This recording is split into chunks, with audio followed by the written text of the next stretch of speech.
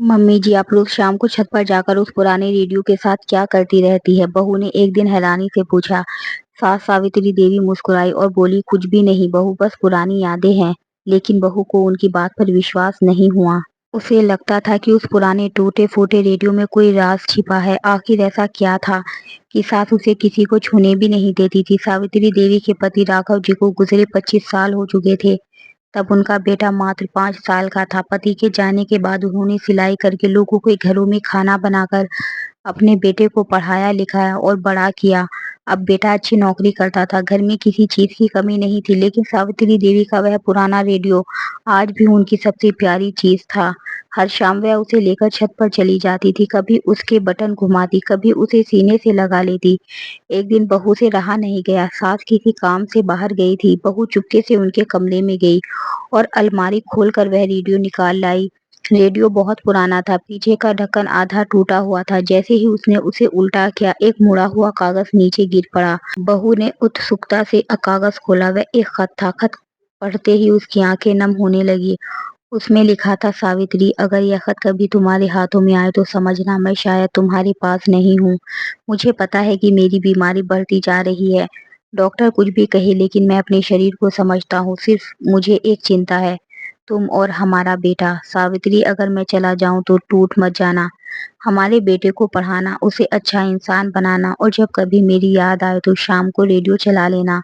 तुम जानती हो, हमारी पहली मुलाकात भी रेडियो के उस गीत पर हुई थी। शायद मैं तब तुम्हारे पास ना रहूं, लेकिन उस गीत के सुरों में मेरी आवाज तुम्हें सुनाई देगी। तुम्हारा राघव। खत पढ़ते पढ़ते बहू की आंखों से आंसू बहने लगे। उसे पहली बार समझ आया कि वह रेडियो कोई सामान नहीं था, वह एक अधूरी जिंदगी की आखिरी निशानी था। उस दिन शाम को उसने देखा, सावित्री देवी छत पर बैठी थी। रेडियो उनकी गोद में था। वह धीरे धीरे उससे बातें कर रही थी, जैसे कोई सामने बैठा सुन रहा हो।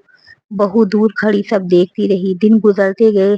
फिर एक दिन सावित्री देवी अचानक बीमार पड़ गई। उम्र अपना असर दिखा रही थी। डॉक्टर ने कहा कि अब उन्हें ज्यादा आराम की जरूरत है। लेकिन सावित्री देवी की एक आदत नहीं बदली। वह हर शाम वह रेडियो को अपने पास मंगवाती। एक रात बहू पानी देने उनके कमरे में गई। सावित्री देवी जाग रही थी। उन्होंने बहू का हाथ पकड़ लिया। बहू, एक बात पूछूं? जी मम्मी जी। तुम्हें लगता है मैं पागल हूँ? बहू की आंखें भर आई। नहीं मम्मी जी।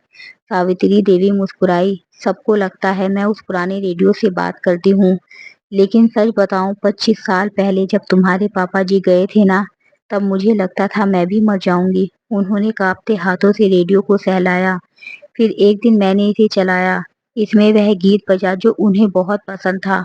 उस दिन लगा जैसे वो कह रहे हो, सावित्री, अभी मत हारना। उनकी आवाज भर आ गई। तब से जब भी अकेलापन सताता है, मैं इससे बातें कर लेती हूँ। लगता है वो सुन रहे हैं। बहू रो पड़ी। उसने पहली बार अपनी सास के भीतर छिपी उस स्त्री को देखा जो 25 साल से अपने पति की यादों के सहारे जी रही थी।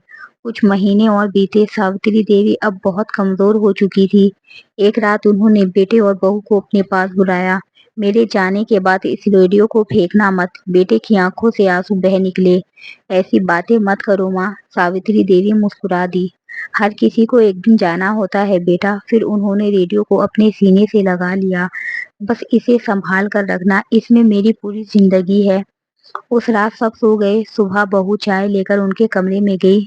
दरवाजा आधा खुला था। कमरे में अजीब सी शांति थी। सावित्री देवी अपने बिस्तर पर लेटी थी। उनके चेहरे पर एक अनोखी मुस्कान थी।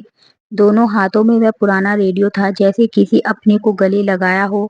बहू ने धीरे से उन्हें छुआ। शरीर ठंडा पड़ चुका था। वह जा चुकी थी, लेकिन जाते जाते उनके चेहरे पर वही सुकून था जो बरसों से उन्हें नहीं मिला था। रेडियो अभी भी चालू था। उसमें बहुत धीमी आवाज में एक पुराना गीत बज रहा था। लग जा गले फिर से, ये हंसी रात हो ना हो। बहू फूट फूट कर रो पड़ी। उसे लगा जैसे 25 साल से बिछड़े दो लोग आखिरकार मिल गए हो। उस दिन पहली बार उसे समझ आया कि सच्चा प्रेम शरीर के साथ खत्म नहीं होता। कुछ रिश्ते सांसों से नहीं, यादों से चलते हैं। और जब यादें भी अपना सफर पूरा कर लेती है, तब शायद आत्माएं फिर से एक दूसरे का हाथ थाम लेती है। कभी कभी इंसान अकेले नहीं मरता, वह उस व्यक्ति के पास लौट जाता है जिसका इंतजार उसने पूरी जिंदगी किया होता है। कहानी पसंद आई है तो वीडियो को लाइक करें, चैनल को सब्सक्राइब करें, और मिलते हैं एक नई कहानी के साथ।